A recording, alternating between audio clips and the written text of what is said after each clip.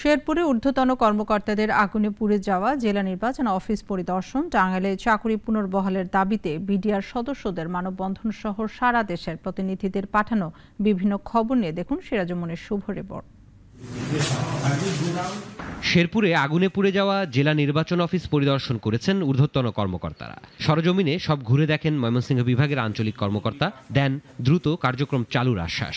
অত্যন্ত দুর্বিষহ জীবনযাপন করতেছি। টাঙ্গাইলে চাকরি পুনর্বহালের দাবিতে মানববন্ধন করেছেন চাকরিচ্যুত বিডিআর সদস্যরা।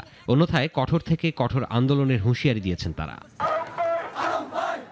বৈষম্য বিরোধী ছাত্র আন্দোলনে নিহত ভোলার ৮ পরিবারের সাথে সৌজন্য সাক্ষাৎ করেছে জেলা বিএনপির নেতারা। নিহতদের কবর জিয়ারতের পর স্বজনদের তারেক রহমানের পক্ষ থেকে দেওয়া হয় সহায়তা। চাঁদাবাজি, সিন্ডিকেট, লুটপাট এবং হয়রানি সহ নানা অন্যায়ের বিরুদ্ধে মানববন্ধন ও প্রতিবাদ সমাবেশ করেছে কক্সবাজার বৈষম্য বিরোধী ছাত্র আন্দোলন। কেন্দ্রীয় কর্মসূচির অংশ হিসেবে এই সমাবেশ।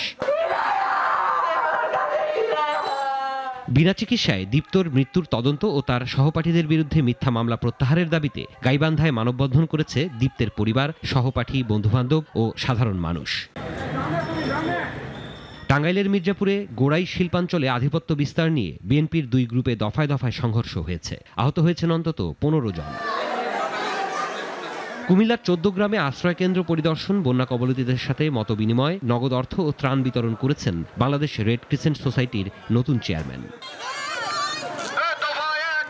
ময়মনসিংহের ফুলবাড়িয়ায় ইউপি চেয়ারম্যানের পদত্যাগের দাবিতে বিক্ষোভ মিছিল ও মানববন্ধন হয়েছে। স্থানীয় শতাধিক ব্যক্তি এতে অংশ নেন।